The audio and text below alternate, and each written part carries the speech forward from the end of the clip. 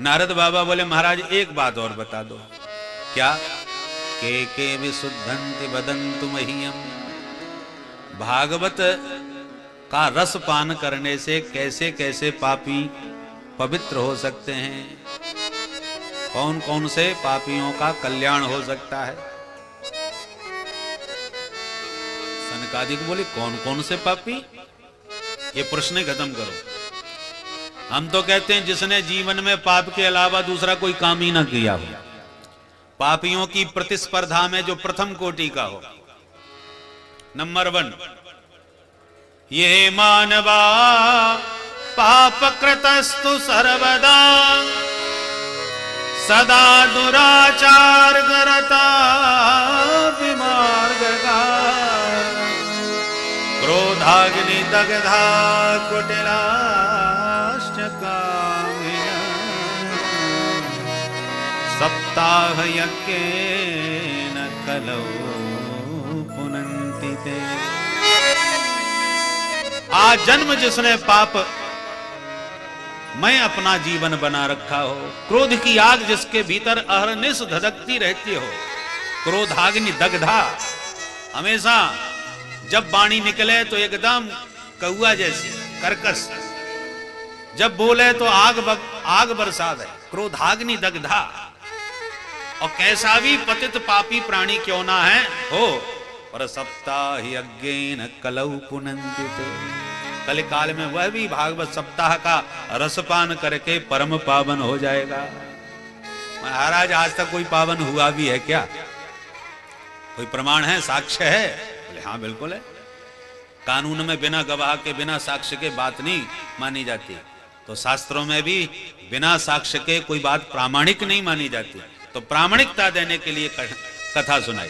बोले सिर्फ साक्ष्य देने के लिए कथा नहीं सुना रहा, तो विश्वास तो तुम्हें हो ही जाएगा, उसके साथ साथ इस कथा में भी वो आनंद है, इसके सुनने से भी पुण्य प्राप्त होता है, पाप नष्ट होते हैं। यस्य श्रवण मात्रेण पाप हानि प्रजायते। पाप नष्ट करने वाला यह प्रसंग है, इसलिए ध्यान से सुनिए। तुंगभद्रा नदी के किनारे एक पंडित जी रहते थे, पंडित आत्मदेव शर्मा। बहुत विद्वान ब्राह्मण था, पर उसकी धर्मपत्नी का नाम था श्रीमती धुंधुली देवी। पंडित जी जितने सीधे सरल सज्जन ब्राह्मण थे, पंडितानी उतनी ज्यादा खतरनाक थी। लोक वार्ता रता, 24 घंटे दुनियादारी के प्रपंच करती रहती थी। क्रूरा, बहुत क्रूर स्वभाव की थी, प्रपंच प्रिय थी, लड़ाई झगड़ा उसे बेहद पसंद था। जब तक किसी से खटपट अनबन ना हो जाए तब तक उसका भोजन ही नहीं हजम नहीं होता था। ऐसी विचित्र पंडितानी थी महाराज। बोलो राधे राधे राधे राधे। पर ब्राह्मण विद्वान थे, समझदार थे, इसलिए बहुत विवेक के साथ काम करते थे। गुजारा हो रहा था, पर भगवान ने कोई ना बेटा दिया ना बिटिया दी। इस बात से पंडित जी के मन में इतना क्षोभ हुआ। पंडित जी सुबह प्रातः भ्रमण पर निकले और किसी ने जैसी पंडित जी को देखा तो एक तरफ करके थूक दिया और धीरे से बोला, अरे कहां निपूते का सवेरे सवेरे दर्शन हो गया। ये शब्द कान में पड़ गया, पंडित जी को धक्का लगा। तुरंत इतनी ग्लानि हुई कि एकदा सदजो दुखाद गृहम त्यक्त्वा वनं गतः। घर छोड़ के ही भाग गया। संतान होगी तो घर में रहूंगा, नहीं तो अब मुझे घर में रहना ही नहीं, मर जाऊंगा, बिना संतान के घर नहीं रहूंगा। ऐसा रोता हुआ बेचारा चला गया जंगल में। अब सिर पकड़ के रो रहा था जंगल में बैठा बैठा। इतने में एक सन्यासी बाबा निकल पड़े। अरे ये ब्राह्मण क्यों रो रहा है? आकर के पूछ दिया, कथम रोदसी विप्रत्वम काते चिंता बलियसी। पंडित जी क्या परेशानी, आप ऐसे क्यों रो रहे हो? पंडित जी ने तुरंत सन्यासी जी के चरण पकड़ लिए।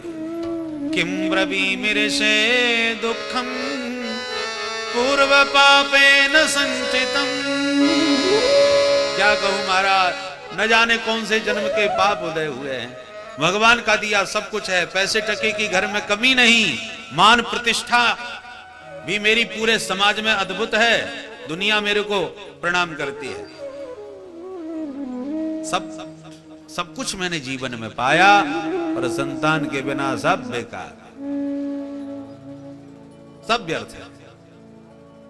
महात्मा ने, सन्यासी जी ने मन ही मन सोचा, लो एकांत जंगल में आंसू बहा रहा था तो मैंने सोचा मेरे प्रभु को याद कर रहा होगा, भगवत प्राप्ति में रो रहा होगा। पर ये पंडित तो जंगल में बेटा के लिए रोने बैठा।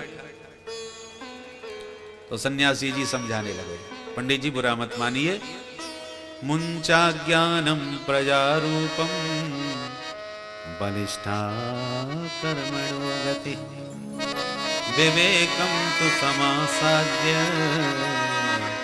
त्यज संसार वासना। पंडित जी इस मूर्खता को, अविवेक को, अज्ञान को अपने मन से निकाल दो यदि सुखी होना चाहते हो तो। क्या ज्ञान है मेरे भीतर?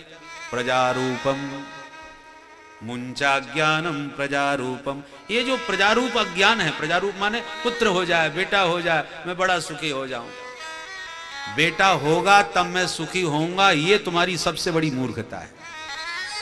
पंडित जी से यदि बेटे में ही सुख होता तो राजा सगर के 60,000 बच्चे हो गए थे। क्या सुख मिला?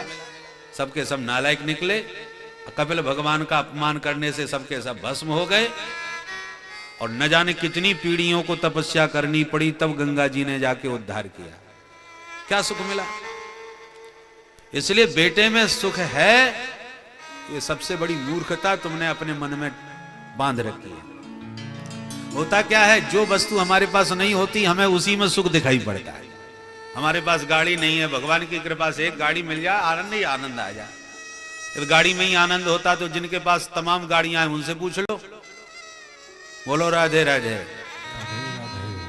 तो इसलिए जो वस्तु हम पर नहीं है हमें उसी में आनंद दिखता है। इसलिए पंडित जी मुंचा ज्ञानम प्रजारूपम बलिष्ठा कर्मणो गति। ये प्राप्ति जो होती है ना, ये कर्मों से होती है। प्रारब्धानुसार जो वस्तु तुम्हारे प्रारब्ध में है वो मिलेगी, और जो नहीं है उसके लिए कितना रो लो, सिर पटक लो, नहीं मिलने वाली। भाग्यम भलति सर्वत्र न च विद्या न च पौरुषम।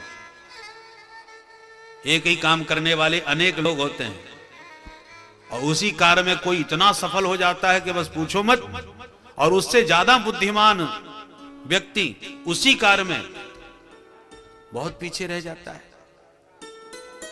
तो ये जो धन आदि की प्राप्ति है, देखो 4 पुरुषार्थ हैं, धर्म अर्थ काम मोक्ष। तो हमारा प्रयास धर्म और मोक्ष में होना चाहिए। काम और अर्थ जो 2 पुरुषार्थ हैं, ये प्रारब्ध से प्राप्त होते हैं। सर्वत्र लभ्यते दैवात यथा दुःखम यत्नतः। जैसे बिना प्रयत्न के आपको दुख प्राप्त होता है, कोई नहीं चाहता कि मैं दुखी हो जाऊं, फिर भी दुख आता है क्योंकि प्रारब्ध में लेके आए हो। और ऐसी प्रारब्ध में सुख लेके आए होगे तो जहां जाओगे वहीं सुख सामग्री मिलेगी, आपको कुछ भी करने की जरूरत नहीं पड़ेगी। ये सुख दुख प्रारब्धानुसार प्राप्त होते हैं। कई लोग होते हैं अरबों की संपत्ति में लात मार करके चले जाते हैं, जंगल में बाबा बन के बैठ जाते हैं, और जंगल में जाके बैठते हैं, वहां पर भी उनकी सुख सामग्री पूरी तैयार हो जाती है, वहां पर भी उनके राजाओं जैसे ही ठाट हो जाते हैं। तो प्रारब्ध का वो सुख जा नहीं सकता कहीं, वो कहीं भी चले जाओ। सर्वत्र लभ्यते, सब जगह उपलब्ध होगा। प्रारब्ध व्यक्ति के पीछे उसी प्रकार भागता है जैसे गैया के बछड़े को, नन्हे से बच्चे को लेकर के आप चलो तो जहां जहां बछड़ा जाएगा गैया पीछे पीछे भगी जाएगी। ऐसी कर्तारा मनुधावती, ऐसे ही प्रारब्ध व्यक्ति का उस प्राणी के पीछे पीछे भागता है, जहां भी चला जाएगा। तो पंडित जी रोने गाने से कुछ नहीं होने वाला, प्रारब्ध होगा हो जाएगा, नहीं होना तो ये सिर पटक के रोने से क्या होगा। जीवन में सुख चाहते हो ब्राह्मण देवता, तो सन्यासे सर्वथा सुखम। सच्चा सुख सन्यास में है। मेरे सब बाबा जी बन के चलो, जिंदगी का आनंद लो। पंडित जी हाथ जोड़ के बोले, सुनो सन्यासी जी महाराज, बुरा मत मानना, तुम बाबा बैरागी क्या जानो बेटे का सुख क्या होता है। अरे मैं तो आसपास मोहल्ले में देखता रहता हूँ, पड़ोसियों के यहाँ छोटे छोटे बच्चे जब उनकी गोद में खेलते हैं, पापा पापा कह के पुकारते हैं, तो उनकी तोतली वाणी में कितना आनंद आता है, रसगुल्ला सा घुल जाता है कान में। महाराज बुरा मत मानना, आप मेरी भावनाओं को नहीं समझ सकते, मेरी पीड़ा को आप समझ नहीं सकते, अनुभव नहीं कर सकते, क्योंकि आप उस वातावरण में नहीं रहते। इसलिए प्रवचन देना बहुत सरल है, मैं भी आपसे बढ़िया जोरदार प्रवचन कर सकता हूं, पर ये कहने सुनने वाली बातें अलग हैं। परंतु मेरी भावना को आप समझिए और मुझे तो सिर्फ आशीर्वाद दीजिए कि बेटा हो जाए, और मुझे कुछ नहीं चाहिए। महात्मा समझ गए इस पर बेटे का भूत सवार है। अब तो सन्यासी जी की धड़कन तेज हो गई। हे भगवान, अरे पंडित जी, हमने तुम्हारा क्या बिगाड़ा है? तुम्हारे भाग्य में ही जब नहीं है, विधाता ने दिया, तो फिर मैं तुम्हें बेटा कहां से दे दूं? बोले मैं कुछ नहीं जानता, बेटा तो देना पड़ेगा, नहीं ब्रह्म हत्या लगेगी आपको। महात्मा ने सोचा, अरे भगवान, कछु लेना ना देना, मगन रहना, कुछ मतलब नहीं सतलब नहीं, बिना मतलब में ये ब्रह्म हत्या मेरे पीछे पड़ गई। पंडित जी, मैंने तुम्हारा क्या बिगाड़ा? मैं तो चला जाता हूं, फिर तुम्हें जो अच्छा लगे सो करो। नहीं, त्वदग्रे शोक मूर्छिता नोचेत त्यजाम्य हम प्राणास। मरूंगा तो आपके चरणों में ही प्राण त्याग के मरूंगा महाराज, छोड़ूंगा नहीं आपको। महात्मा ने समझ लिया कि एक बार तो सिर फोड़ चुका है, दूसरी बार फोड़ेगा सिर तो निश्चित मर लेगा, और मेरे चरणों में मर गया तो मेरा तो मूड खराब हो जाएगा, भजन में ही मन नहीं लगेगा। अब क्या करूं? फिलहाल तो इससे पिंड छोड़ाना चाहिए। सो बगल में से एक सुंदर फल निकाला सन्यासी जी ने और ब्राह्मण को थमा दिया। सुनो पंडित जी, इदम भक्ष्य पत्न्या त्वं ततः पुत्रो भविष्यति। ये फल अपनी पत्नी को खिलाना, गारंटी से बेटा होगा। और ये नाचने लगे ब्राह्मण देवता। मैं जानता था संत बड़े दयालु होते हैं, मुझे विश्वास था आप मुझ पर अवश्य कृपा करेंगे। और बताओ महाराज जी, जितने भी नियम संयम हो सब कुछ करने को तैयार हूं। मैं बेटे के लिए कुछ भी कर सकता हूं। बोले कुछ करने की जरूरत नहीं है, एक समय भोजन, पवित्रता से रहना, सत्य बोलना, दया करना, यही सब। बहुत सुंदर बेटा होगा, बस 1 साल तुम इन नियमों का पालन कर लो। जो आज्ञा महाराज। दंडवत प्रणाम किया, फल लेके सीधे घर को भगा। अरे सुनती हो, देखो क्या लाया हूं। पंडितानी भागी भागी आई, सवेरे के न जाने कहां से कहां निकल गए। अब क्या लेके आए हैं? लगता कोई बहुत बढ़िया माल लेके आए होंगे, लंबी यात्रा से आए। क्या लाए हो जी? बोले देखो कितना सुंदर फल है, जल्दी से खा ले। पंडितानी ने माथा ठोका, हे भगवान, एक फल दिखा रहे हो, मैंने आज तक फल नहीं खाए क्या? बोले बाबरी, बात तो पूरी सुन। बहुत बड़े सिद्ध बाबा मिले मुझे आज एकांत जंगल में, मैंने चरण पकड़ लिए, छोड़े नहीं, तो महाराज जी ने फल दे दिया, कहा है कि पत्नी को खिला दो, बेटा हो जाएगा। अब तू फटाफट खा ले। ओ ऐसा फल है ये? ठीक है ठीक है, आप अपना काम करो, मैं नहा धो के पूजा पाठ करके ठाकुर जी का भोग लगा के खाऊंगी ताकि सुंदर सा बेटा हो। बोले हाँ, ये बात तो अकल की कह रही है, तो ध्यान से खा लेना, भूल मत जाना। हाँ हाँ, ऐसे कैसे भूल जाऊंगी। पंडित जी तो पड़ोसी के यहाँ जाके गप लगाने लगे कि देखना अब मेरे घर में भी बहुत जल्दी किलकारियां गूंजने वाली हैं। और उधर पंडितानी फल लेके बैठ गई, हे भगवान, खाऊं कि नहीं खाऊं। इतने में पड़ोसन आ गई। धुंधली, क्या सोच रही है? अरे तू खूब आगे बहन, मैं तेरे से एक परामर्श लेना चाहती हूँ। क्या? बोले हमारे स्वामी जी को किसी बाबा जी ने फल पकड़ाया, कह रहे हैं इसको खाने से बेटा होगा। अब तू बता बहन, फल खाने से कहीं बेटा बेटी होते हैं? सब बकवास, मैं इन बातों पर बिल्कुल विश्वास नहीं करती। पड़ोसन बोली, नहीं बहन ऐसे मत बोल, संतों के वचनों में बड़ी शक्ति होती है। मुझे तो भाई पूरा विश्वास है, और तुझे विश्वास ना भी हो धुंधली, तो फल खाने में कोई नुकसान होने वाला तो है नहीं, फल ही है, खा लो, फायदा होगा हो जाएगा, नहीं होना तो कोई बात नहीं। पर इसमें सोचने की इतनी क्या बात है जो तू लिए फल बैठी है, खाती क्यों नहीं? बहन, यदि ये बात सच्ची निकली, फल खाने से मैं गर्भवती हो गई, तो मुझे तो बड़ा डर लग रहा है। बोले इसमें डरने की क्या बात है? बोले फल भक्षेण गर्भस्याद गर्भेणुदर वृद्धिता स्वल्प भक्षम ततो शक्ति गृह कार्यम प्रथम भवे। फल खाने से कहीं मैं गर्भवती हो गई तो मैं सोच रही हूं कि जब मेरे पेट में बच्चा होगा तो भोजन मेरा कम नहीं हो जाएगा, और भोजन कम होने का मतलब है कमजोरी आ जाएगी, और कमजोरी का मतलब है कि आज मेरा डंडा पूरे मोहल्ले में बजता है। हिम्मत नहीं है कि कोई मेरे सामने आंख उठा के बात कर ले, पर कमजोर को सब आंख दिखाते हैं। मैं कमजोर हो गई तो मेरे को तो सभी आंखें दिखाने आ जाएंगी। पड़ोसिनी बोली, तू पागलों जैसी बातें मत कर, अरे कुछ ही दिनों की बात है, शांति से घर में बैठना। अच्छा बहन, मैं घर में शांति से बैठी भी रहूं तो मैंने तो ये भी सुना है कि गर्भवती स्त्री भाग ही नहीं सकती। बोले हाँ अच्छी बात है, क्या जरूरत है भागने की? बोले वैसे तो जरूरत नहीं है, पर घर में ही आग लग गई तो? देख समय का कोई भरोसा तो है नहीं बहन, देखो आगे पीछे की सब बातें सोचनी पड़ती है ना। दैवात घाटी ब्रजेत ग्रामे पलायत गर्भिणी कथम, घर में ही कदाचित आग लग गई तो मैं कैसे भागूंगी? पड़ोसन बोली शुभ शुभ सोच, नहीं तो तू जिंदगी में कुछ नहीं कर पाएगी। अरे भगवान ने चाहा कहीं कुछ नहीं होगा, तू आराम से भगवान का नाम लेके फल खा ले। अच्छा तू कहती है तो चल खा लूंगी, पर मैंने सुना है बहन गर्भवती स्त्री को काम भी ज्यादा नहीं करना चाहिए। अब तू बता, पूरे घर का काम मैं अकेली करती हूँ, कोई नौकर चाकर तो है नहीं। अब मैं काम नहीं करूंगी तो मेरे घर का काम कैसे होगा? पड़ोसन बोली कुछ ही दिनों की बात है, अपनी ननद को बुला लेना, सब काम संभाल लेगी। धुंधली बोली ननद का नाम मत लेना, वो महाचोटी है, जब भी आती है कुछ ना कुछ माल चुरा के ले जाती है मेरी, उसकी आदत ही है। ननंदा संग हरेश तदा, इसलिए उसे तो कभी नहीं बुलाने वाली, उससे तो अच्छा है कि एक नौकर रख के उसी से काम करवा लूंगी। बोले बहन तेरे जैसे हो घर के काम तो निपटते रहेंगे, पर फल तो खा ले।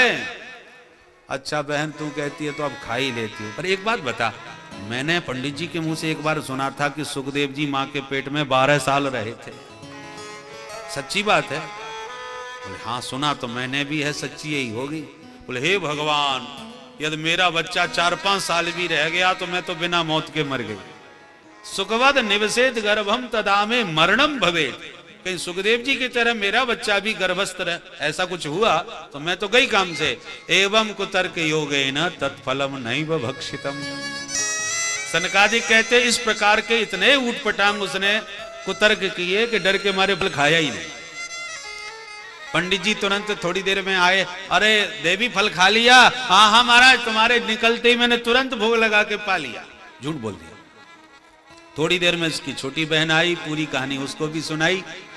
तो छोटी बहन यही चाहती थी इसके कोई संतान ना हो तो इसकी सारी संपत्ति मेरी हो जाएगी, क्योंकि मैं अपना बच्चा इसको गोद दे दूंगी और संपत्ति पूरी हड़प लूंगी। तो अपनी जुगाड़ में थी, कर दिया धुंधली का। अरे धुंधली तू पागल हो गई है का? फल खाने से कहीं बेटा बेटी होते हैं? सब बकवास, तू भी कहां कहां की बातों में आ जाती है। तुम्हारे पतिदेव तो बिल्कुल सीधे सच्चे हैं, चाहे जिसकी बातों में आ जाते हैं। देख मेरी बात मान, मेरी समझ से ये सब बकवास है, फिर भी तुझे यदि विश्वास है तो जैसी तू वैसी तेरी गैया, उसके भी तो कोई बच्चा नहीं है। ये फल तू अपनी गाय को खिला, देखे गैया के क्या होता है, फल की परीक्षा होनी चाहिए। और रही बात तेरी, तो तू चिंता मत कर, मैं गर्भवती हूं, मेरे को बच्चा होने वाला है। अब की बार जो मेरा बेटा होगा उस पर एकमात्र तेरा अधिकार होगा, मैं तुझे दे दूंगी। पर यह बात हमारे तुम्हारे अलावा किसी को पता नहीं चलनी चाहिए। मैं अपना बच्चा तुझे दे दूंगी, तू उसे अपना कह के सबको बता देना, बेटा भी मिल जाएगा और गैया के माध्यम से फल की भी परीक्षा हो जाएगी और कोई किसी प्रकार का खतरा नहीं। धुंधली बोली बा बहन, बहन हो तो तेरी जैसी, 1 मिनट में पूरी समस्या तूने समाप्त कर दी। और वही किया, चुपचाप छोटी बहन के बेटा हुआ, उसने रात में लाके धुंधली को सौंप दिया। धुंधली ने अपना कह के सबको बता दिया। पंडित जी से कहा महाराज मेरे को रात में पुत्र हुआ है। पंडित जी तो खुशी के मारे नृत्य करने लगे और पूरे गांव में पुत्र जन्म महोत्सव धूमधाम से मनाया। उसके ठीक 3 महीने के बाद त्रिमासे निर्गते चाथ साधेनु सुसवेर्भकः सर्वांग सुंदरम दिव्यम निर्मलम कनकप्रभम। जिस गाय को फल खिलाया था 3 महीने बाद उसके भी एक परम सुंदर बालक का जन्म हो गया। सर्वांग सुंदर परम मनोहर बालक, केवल कान थोड़े गाय जैसे लंबे लंबे थे, बाकी तो बिल्कुल अच्छा भरा पूरा मनुष्य जैसा। पूरे गांव में हल्ला मच गया, सब गांव टूट पड़ा। भाई ऐसा कोई अनोखा बालक हो तो मीडिया पूरी टूट पड़ती है। अरे गैया के मानव पुत्र ये कैसे हो गया? तो पूरा गांव उमड़ पड़ा, पंडित जी की गैया के मानव पुत्र हुआ है। जो आता है वही पंडित जी को कहता है पंडित जी तुम्हारे तो भाग्य खुल गए, एक बेटे के लिए तरसते थे अब तो 2-2 हो गए। भाग्योदयो धुना जाता आत्मदेव से पश्यता धैन्वा बालः प्रसूतस्तु दैव रूपी कौतुकम, दैव रूपी कौतुकम। पूरे गांव को इस बात का बड़ा आश्चर्य हुआ और पंडित जी को खूब बधाइयां दी। धीरे धीरे बच्चे बड़े हुए और दोनों ने बड़े होकर के नाम कमाया, पर एक विख्यात और दूसरा कुख्यात। गौकर्ण पंडितो ज्ञानी धुंधुकारी महाखल। बच्चों के नामकरण किए तो गाय के बेटे के कान गाय जैसे से, इसलिए नाम रख दिया गौकर्ण। और दूसरे बच्चे का नाम रखने लगे तो पंडितानी घड़ी हो गई। मेरा बच्चा है, नाम मैं ही रखूंगी। अच्छा बोल, क्या नाम रखेगी? बोले मेरा नाम धुंधली, बच्चे का नाम धुंधकारी होना चाहिए। ठीक है देवी, जैसी तुम्हारी मर्जी। धुंधकारी का मतलब धुम धुम करोती थी धुंधकारी, जो 24 घंटे धुआंधार इधर से उधर मार काट, लड़ाई झगड़ा उत्पात मचावे, उसका नाम धुंधकारी। तो यथा नाम तथा गुण, धुंधकारी महाखल। ऐसा ही आतंकवादी निकला, चोर डकैती लूटपाट यही सब काम करता था। नाच गाने का शौकीन, तो पंडित जी की जितनी संपत्ति थी चुरा चुरा के ले जाता था और खूब लौटाता था, और फिर सरेआम ले जाने लगा। पंडित जी मना करते हैं तो मारने को खड़ा हो जाता है। ये हालत कर दी महाराज। दूसरी तरफ गौकर्ण जी का पांडित्य पूरे क्षेत्र में प्रसिद्ध हो गया, महान पंडित हुए। सत असत विवेचनी बुद्धि पंडा, सा अस्य संजाता स पंडितः। सत्य क्या है, असत्य क्या है, इसका ठीक से विवेक जिसकी बुद्धि में विद्यमान है, ऐसी बुद्धि का जो मालिक है, स्वामी है, उसको कहते हैं पंडित। तो ऐसे महान शास्त्रज्ञ पंडित, संशय क्षेत्रा पंडित गौकर्ण जी हुए। जहां कोई बात अटक जाए विद्वानों में तो गौकर्ण से आकर के सब पूछते थे। इतना पंडित इनका प्रसिद्ध हुआ। परंतु धुंधकारी के आतंक ने पंडित जी को अशांत कर दिया। घर में कुछ भी नहीं बचा, घर के बर्तन तक उठा के बाजार में बेच दिया। अब पंडित जी सिर पकड़ के रोने लगे। क्व तिष्ठामि क्व गच्छामि को मे दुःखं व्यपोहये, प्राणास्त्यजामि दुःखेन आकष्टं मम संस्थितम्। कहाँ बैठूं, कहाँ जाऊं, किसको सुनाऊं? ऐसी जिंदगी से तो अच्छा है कि कहीं जाके मर जाऊं। और मरने के लिए निकल पड़े। पहले मरने जा रहे थे, बेटा नहीं था इसलिए। आज मरने जा रहे हैं कि ऐसा नालायक क्यों दिया। ऐसे बेटे से तो निपुते अच्छे थे। बंध्यत्वम तु समीचीनम कुपुत्रो दुखदायक। कुपुत्र से निपुत्र होना बहुत अच्छा है। ऐसा कहते हुए पंडित जी जब निकले तो गौकर्ण जी ने देख लिए। पंडित जी को बहुत खिन्न उदास रोते हुए देखा तो गौकर्ण जी समझ गए। पिताजी को हाथ पकड़ के बैठाए और शांति से समझाए।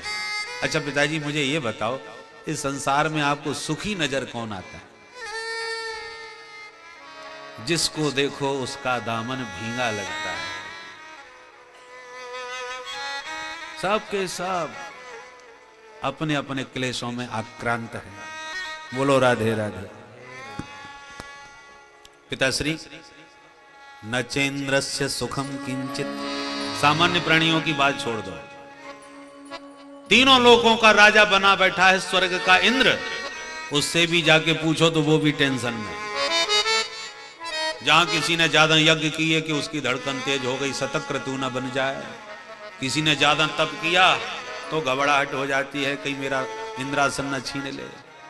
वो भी बेचारा परेशान। भूमंडल के सम्राट भी बेचारे परेशान हैं। सामान्य की बात छोड़ो। जिनके पास पैसा नहीं है वो धनवानों को बड़ा सुखी मानते हैं। धनवानों से कहा तुम्हारे पास तो सब प्रकार से मोटर गाड़ी बंगला सब कुछ है, चकाचक है, सुखी हो? बोले महाराज क्या बताएं, डॉक्टरों ने तो दाल का पानी पीने को कह दिया, 2 रोटी तो खा नहीं पा रहे। और आजकल महाराज ऐसा झंझट चला है कि आए दिन लोगों के धमकी भरे पत्र आते रहते, इतना हमको दे दो, इतना उनको दे दो। किस किस को दे दे महाराज, बहुत टेंशन में रहते हैं। तो आप बताओ। बोले ये नेता लोग बहुत सुखी है, पावर इनके हाथ में है, चाहे जितना कमाओ इनके लिए ना तो प्रमाण पत्र की जरूरत है कि इतना पढ़े लिखे होना चाहिए, कोई नहीं, और सारा पावर इनके हाथ में है। इसलिए सुखी तो यही है। नेताजी इसके पास गए, साहब आप बहुत इस समय पावर में हो, आप तो बहुत सुखी होगे ना। अरे पंडित जी मत पूछो क्या सुखी है, कैसी मुश्किल से 5 साल में कैसा कैसा रुपया कमाया, यहाँ नहीं बनते रखते नहीं बना तो हमने तो सुरक्षा की दृष्टि से स्विस बैंक में सप्लाई कर दिया, पर ये अन्ना हजारे रामदेव बाबा सबके सब पीछे पड़ गए। 24 घंटे तलवार गले पर लटकी रहती, कौन सी फाइल कब खुल जाए। बोलो राधे राधे। इसलिए आज का हम लोग भी बड़ा टेंशन में हैं, सब हाथों के पीछे पड़े हो गए हमारे, सब एक दूसरे को सुखी समझ रहे हैं, पर देखो तो दुनिया में जिससे पूछो वही परेशान। धनहीन कहें धनवान सुखी, धनवान कहें सुख राजा को भारी, राजा कहें महाराजा सुखी, महाराजा कहें सुख इंद्र को भारी, इंद्र कहें चतुरानन को सुख, ब्रह्मा कहें सुख विष्णु को भारी,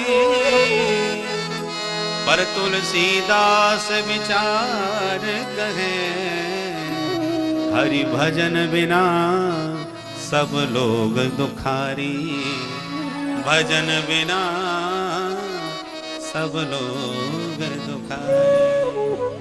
कोई तन दुखी कोई मन दुखी, कोई धन बिन रहत उदास, थोड़े थोड़े सब दुखी सुखी राम के दास। राम के दास कभी ना होवे उदास, बाकी दुनिया में सब हताश। इसलिए पिताश्री हरि का भजन करो, दुनिया के जाल में न पड़ो।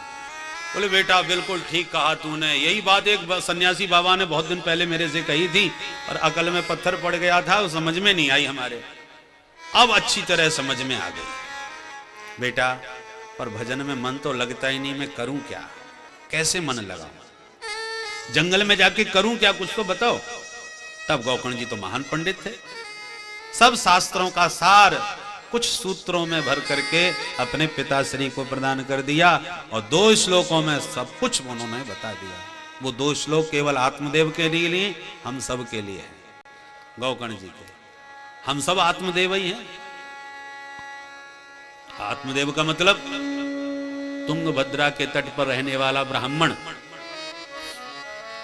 आत्मा अमृतस्य पुत्रा वयम, हम सब आत्मा उस परम पिता परमात्मा की ही संतान है। आत्मा वास्यमिदं सर्वम यत्किंच जगत्याम जगत। तो अपनी आत्मा को जो देवत्व में प्रतिष्ठित करने का प्रयास करे वो आत्मदेव। बोलो राधे राधे। तुंगभद्रा के तट पर रहता है ब्राह्मण। तुंगभद्रा क्या है? तुंग माने श्रेष्ठ, ऊंचा, और भद्र माने कल्याण। कल्याण का जो सर्वोत्तम साधन है वो है तुंगभद्रा, अर्थात मनुष्य शरीर। मनुष्य शरीर से ही आप सर्वोत्तम कल्याण का पथ प्रशस्त करने में सक्षम हो सकते हैं। इसलिए 84 लाख इन पुरियों में मानवपुरी ही तुंगभद्रा नदी का तट है, जिसमें बैठ रहता है आत्मदेव ब्राह्मण। ये हम सब जीवात्मा एक तुंगभद्रा में रहते हैं। ब्राह्मण सीधा सच्चा भोला भाला, परंतु पत्नी धुंधली बहुत खतरनाक। धुंधली का मतलब जिसको हमेशा धुंधला ही धुंधला नजर आवे वो धुंधली। रात में जब हम यहाँ आए इतना धुंधलापन छाया हुआ था कि महाराज पैदल ही नहीं चलना मुश्किल हो रहा था कि कब किससे टकरा जाए। तो जब बहुत धुंधलापन कोहरा छा जाता है ना, तो हमारे सामने वाला कोई नजर ही नहीं आता कौन आ रहा है। तो हमारी जो बुद्धि में धुंधलापन है, धुंधली बुद्धि माने संशयात्मिका बुद्धि, हर बात में संशय, हर बात में शंका। रज्जो यथा है भ्रम, सर्प है कि रस्सी है, दुविधा में ही जीते रहते हैं। कभी लगता है कि भगवान है, कभी लगता कहीं कुछ नहीं, सब कल्पना है। ये दुविधा, ये धुंधली बुद्धि की दुविधा है। इतना देखो संत ने कितना बढ़िया फल दिया पंडित जी को कि खिला देना बेटा हो जाएगा। पंडित जी ने फल तो लिया और धुंधली को पकड़ा दिया कि खा लेना, और धुंधली ने कुतर के कारण खाया नहीं। यही हम लोग करते हैं।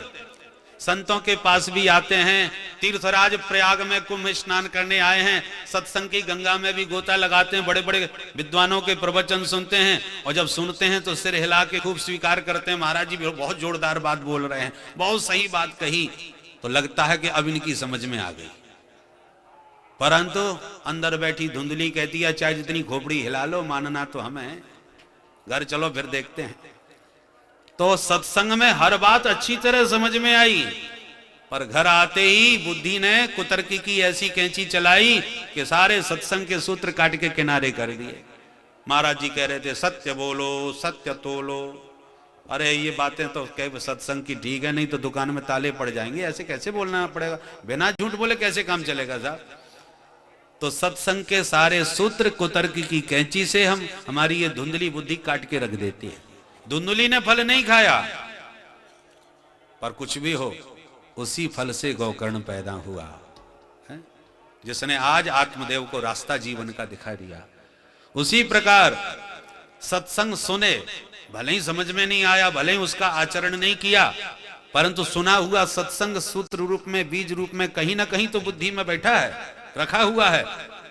अब वो सुने हुए सत्संग के सूत्र जब जीवन में अज्ञान का अंधकार छा जाता है, किंग कर्तव्य विमूढ़ता की स्थिति आ जाती है कि अब हम क्या करें, तो सत्संग का ही कोई ना कोई सूत्र हमारे जीवन का प्रकाश, हमारे जीवन का रास्ता दिखाता है कि देखो उस दिन महाराज जी कह रहे थे वो बात बिल्कुल सच्ची निकली।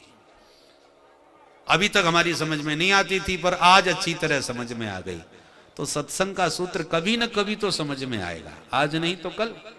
राजी राजी समझ में नहीं आता तो जब संसार के डंडे पड़ेंगे धुंधकारी के, तब समझ में आत्मदेव को आएगा। तो हम सब आत्मदेव हैं, समय पाकर के कभी ना कभी तो सत्संग के सूत्र को मानने के लिए बाध्य होना पड़ेगा। डंडे खा के मानो या डायरेक्ट मान लो। बोलो राधे राधे। गोकर्ण जी ने बहुत अद्भुत सूत्र दिया। देहेस्तिमां सरुधरे भीमतिं त्यजत्वम् जाया सुतादिषु सदा ममता विमुञ्चय पश्यानिशं जगदिदं क्षणभङ्गनिष्ठम् वैराग्यरागरसिको भवभक्तिनिष्ठ धर्मं भजस्व सततं त्यज लोकधर्मान् सेवस्व साधु पुरुषान् जहि कामतृष्णा अन्यस्य दोष गुणचिन्तनमासु मुक्त्वा सेवा कथा रसमहो नितरां पिबत्वम्। ये गोकर्ण जी के उपदेश के 2 श्लोक हैं। गोकर्ण जी कहते हैं पिताश्री, हम समस्त जीव संसार की 2 रस्सियों में बंधे हुए हैं, और उनका नाम अहमता और ममता। अहमता की रस्सी क्या है? इस शरीर को ही मैं मान लेना। एक बात बताए, जो दवा कड़वी लगे तो वैद्य लोग कहते हैं शहद के साथ मिला के चटा देना, कैसे भी दवा पेट में जाए तबीयत ठीक हो जाएगी। तो हमारे शास्त्रकारों ने भी सुंदर सुंदर सरस इतिहास प्रसंगों में, सुंदर सुंदर इन कथा प्रसंगों में ज्ञान की औषधि प्रदान की है। गोकर्ण जी की आत्मदेव की कथा तो सभी जानते हैं, पर इस कथा के माध्यम से जो दवा देना चाहते हैं वो ये 2 श्लोक हैं गोकर्ण जी के उपदेश के। ये औषधि है, यदि इस कहानी के माध्यम से ये दवा पेट में गई तो समझ लो कल्याण होगा। इसलिए इन सूत्रों को बड़े ध्यान से सुनिए। आत्मदेव हम सबके, सभी आत्मदेवों के लिए ये गोकर्ण जी का दिया ज्ञान है। 2 रस्सियों में हम सब बंधे हुए हैं, अहमता और ममता। इन रस्सियों को ठीक से समझो। ये अहमता की रस्सी क्या है? ये पांच भौतिक कलेवर को, इस शरीर को मैं मान लेना। मैं और मोर तोर तय माया, शरीर को मैं मानना और शरीर के संबंधों को मेरा मानना, ये दो रस्सियां हैं माया की। इन्हीं दो रस्सियों में हम समस्त जीव बंधे हुए हैं। महाराज बंध तो गए, अब खुलें कैसे? बंधन तो सभी बताते हैं, मुक्ति का भी तो कोई उपाय बताओ। ये जो रस्सी है इसमें गांठ लगी है, घुर गांठ कहते हैं, घुर गांठ। जितना खोलने की कोशिश करो उतनी उलझती जाती है। जदपि मृषा छूटत कठिनाई, जड़ चेतन ही ग्रंथि पर गई। ये शरीर जड़, हम चैतन्य रहने वाले। और जड़ चेतन में ऐसी गांठ बंध गई है कि झूठी होने पर भी छूटती नहीं है, खुलती नहीं है। कोई सदगुरु मिले जो इस गांठ को खोल दे। कैसे खुलेगी गांठ? बोले शरीर जब दिखाई पड़े तो शरीर के बाहर ना देखकर भीतर देखना प्रारंभ कर दो। शरीर के भीतर देखो, और जब शरीर के भीतर झांकना चालू करोगे तो शरीर से वैराग्य होने लगेगा। क्या है इस शरीर के भीतर? विचार करो। हम लोग मकान बनाते हैं तो मोटे मोटे लोहे के सरिये लगाते हैं ताकि मजबूत मकान बने। खंबे मजबूत होना चाहिए, दीवारें तो थोड़ी बहुत चलती हैं, और मजबूत खंबे होना चाहिए। तो लोहे के खंबे लगाए और तमाम मटेरियल भर दिया उसके भीतर मजबूती के लिए, ईंट गारा सब सान करके भर दिया। और वो सब मटेरियल को छुपाने के लिए फिर सीमेंट से सब ढक दिया। और सीमेंट से ढकने के बाद थोड़ा डेंटिंग पेंटिंग कर दिया, सही बढ़िया बिल्डिंग चमकने लग गई। क्या बढ़िया भव्य कोठी बनी हुई है। तो ये शरीर रूपी कोठी भी ऐसे ही बनी है। अस्ति स्तंभम स्नायुबद्धम मांस सौणित लेपितम चरमावनद्धम दुर्गंधम पात्रम मूत्रपुरी सयो। हड्डियों के सरिये इसमें तमाम लगा रखे हैं। मांस मज्जा आदि के द्वारा तमाम मटेरियल इसमें भर दिया है। और उसके बाद चर्म, चमड़ी, त्वचा की सीमेंट लगा करके सारे मटेरियल को ढक दिया है, छुपा दिया है। भगवान ने बड़ी अच्छी कृपा करी जो इस भीतर के मटेरियल को इस चमड़ी के द्वारा छुपा दिया। और यदि ये चमड़ी न चढ़ाई होती तो हमें तो कौआ गीत सब नोच नोच के खा गए होते। बोलो राधे राधे। तो सारे मटेरियल को ये चमड़ी की सीमेंट लगा करके ढांक दिया और काला और गोरा रंग रोगन कर दिया। सोई भैया बिल्डिंग चमकने लगी। क्या गजब का सुंदर रूप है। चित जल पावक गगन समीरा, चित जल पावक गगन समीरा, चित जल पावक गगन समीरा, चित जल पावक गगन समीरा, पंचरचित अति अधम शरीरा, पंचरचित अति अधम शरीरा, पंचरचित अति अधम शरीरा, पंचरचित अति अधम शरीरा, चित जल पावक गगन समीरा, चित जल पावक गगन समीरा।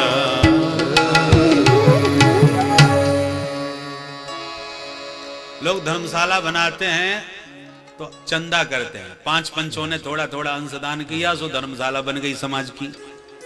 ऐसी इस धर्मशाला में भी पृथ्वी, जल, तेज, वायु, आकाश, इन पंचों ने थोड़ा थोड़ा अपनी तरफ से अंशदान कर दिया। उन सब की का अंश लेकर के ये धर्मशाला बन गई। अब ये धर्मशाला पंचायती है। अब इस पंचायती धर्मशाला में यात्री आते हैं, ठहरते हैं, काम करते हैं, अपने घर वापस चले जाते हैं। धर्मशाला यात्रियों के लिए होती है, उस पर किसी का कब्जा नहीं होता, कोई परमानेंट नहीं रहता। उसी प्रकार इन धर्मशाला जो पंचों की बनी हुई है, हमको कुछ दिन के लिए रहने को मिली है। अब हम लोग यात्री हैं। यात्री की तरह रहो, साफ सफाई से रहो, इसकी देख रेख भी करो। जिस घर में हम किराए से भी रहते हो तो मकान मालिक कोई भी हो, पर हमें साफ सफाई से तो रहना ही पड़ता है, क्योंकि हम रह रहे हैं। इसलिए शरीर की साफ सफाई पूरी करो। परंतु इतना हमेशा याद रखो, ये मामला पंचों का है, आपका नहीं है। अब कोई कहे साहब भले ही धर्मशाला है, पर हमने तो अभी अभी डेंटिंग पेंटिंग पूरी करवाई है और इतना सब रंग रोगन इसमें लगाया, अब ये कह रहे हैं खाली कर दो। तो भैया तुमने लगाया तो तुम रहे भी तो थे, रहे और लगाए। अब जब भी वो मालिक तो पंच लोग हैं, जब खाली करवा में तो खाली करो, जब चाहें तब खाली करवा लें। उसी प्रकार आजकल कोई 5 साल रह जाए किराए से तो लोग खाली करवाना मुश्किल पड़ जाता है, पर इस धर्मशाला में तो 50-50, 70-70, 100-100 साल रहे हैं। अब बोलो इसको कौन जल्दी से खाली करना पसंद करेगा? कोई खाली नहीं करता। महाराज कम से कम 2-4 लाख की तो क्रीम लपेट ली होगी इसमें, कितने कितने का माल खा करके इसको चमकाया हमने, हैं? 500-500 रुपए के तो महाराज मेकअप हो जाते हैं आजकल 5 मिनट में। तो इतना सब जिस कोठी पर हमने खर्चा किया और अब कह रहे हैं खाली कर दो। कौन खाली करना चाहेगा? तो किसने कहा था ये सब लगाने के लिए, इतना खर्चा करने को किसने कहा था? अरे आराम से साफ सफाई करके रखते, इतना खर्चा क्यों किया? परंतु मामला तो पंचों का है, खाली तो करना ही पड़ेगा। काया कुटी खाली करना पड़ेगा। रो के करो और नहीं करना चाहोगे तो पर पंचों की पहुंच बहुत ऊपर तक है। ऊपर शिकायत करेंगे तो यम के दूध पकड़ पकड़ के ले डंडा आएंगे, मार मार करके कुटिया से बाहर निकाल के फेंक देंगे। तो इतनी बेइज्जती क्यों करें? इसलिए इज्जत के साथ जहां आदेश मिले कमरा खाली करके अपने घर को चल पड़े। बोलो राधे राधे। और भाई ईमानदारी की बात तो यह है कि घर में ही मन लगना चाहिए, दूसरे के घर पर क्या मन लगाना। ये मेला है, न जाने कहां कहां से लोग आए हैं, करोड़ों की संख्या में। अब जिसको जहां सराय मिल गई, जगह मिल गई, झोंपड़ी मिल गई, रहने लगे। अब पता चला साहब बहुत आनंद आ रहा है मेला में, तो साहब बड़ा अच्छा सत्संग मिल रहा है। चाहे कितना भी आनंद आ रहा हो, मेला तो उखड़ जाएगा। 2 दिन का जग में मेला, तब चला चली का खेला। तो ये तो खेल खत्म हो जाएगा, मेला खत्म हो जाएगा, तो सबको अपने अपने घर को जाना पड़ेगा। तो आप और हम जिस घर से चले हैं इस मेला में, इस संसार के मेला में, इस झोंपड़ी में रहने के लिए, आनंद से कितना भी बढ़िया सुख साधन मिल जाए, पर झोंपड़ी चाहे जितनी बढ़िया हो, मेला भी कितना सुंदर हो, अंत में सारा मेला खुल जाए, उखड़ जाएगा, लौट के अपने अपने घर को ही जाना पड़ेगा। इसलिए अपने घर का ध्यान रखो और अपने सखा को याद करो, जहां से हम उसे विदा लेकर के इस दुनियादारी में घूमने निकले थे। तो सखा भी भूल गए, घर भी भूल गए और इस धर्मशाला में चिपक के बैठ गए। इस प्रकार बारंबार विचार करोगे तो देहात्म बुद्धि की जो है, हमारी देह में आत्मा की जो बुद्धि है, वो धीरे धीरे ये गांठ खोलने लगेगी। बोलो राधे राधे। राधे राधे। कि हम किराएदार हैं, मकान हमारा नहीं। हमेशा याद रखो, तो कभी भी आपको इस मकान को खाली करने में कष्ट नहीं होगा। ये पहली रस्सी है जो विवेक से खुलती है, धैर्य के साथ खोलो। और दूसरी रस्सी क्या है? जाया सुता दिसु सदा ममतां विमुंच। स्त्री पुत्रादिकों में जो बहुत अधिक आसक्ति है, ममत्व, मेरापन, ये रस्सी भी बड़ी विचित्र है। एक बात बताओ, आपके और हमारे हजारों जन्म हो चुके हैं। बहुनी में व्यतीतानी जन्मानी तब 4 जन्म, भगवान गीता में बोले, हजारों जन्म हो गए। पिछले जन्म का भी कोई रिश्तेदार याद है क्या? ना तो मैया बाप याद है, ना भैया बहन याद है, ना पत्नी पुत्र याद है, ना कोई रिश्तेदार परिवार, कोई भी याद नहीं है, सबको भूल गए। अब इस जन्म, जब हमने ये जन्म लिया तो नए नए रिश्तेदार सब बन गए। जन्म लेने के बाद माँ को सबसे पहले पहचाना, फिर माँ ने ही सबसे परिचय कराया, ये दादाजी, ये पापा जी, ये फूफा जी, ये नाना जी, ये काका जी। माँ ने परिचय करा दिया तो नए परिचय हो गए और इन्हीं परिचयों में हम बंध गए। तो जैसे पिछले जन्म का एक भी याद नहीं रहा, ऐसी आज जो तुम्हारे अत्यंत प्रिय और घनिष्ठ बन चुके हैं, ये रिश्तेदार भी कोई भी याद नहीं रहने वाला। कब? जब अगला जन्म हो जाएगा तब। तो हम तो किराएदार हैं, बदलते रहते मकान, कभी इस मकान में कभी उस मकान में, सब भूल जाते हैं। यात्रा हम करते हैं तो यात्रियों से बड़ा प्यार हो जाता है, पर जहां जिस यात्री का स्टेशन आया सब उतर उतर के राम राम करके चले जाते हैं, याद भी कोई किसी को नहीं करता। हजारों यात्राएं हुई, हजारों यात्रियों से स्नेह प्रेम हुआ, अब कोई भी याद नहीं, आए गए मिले जुले चले गए।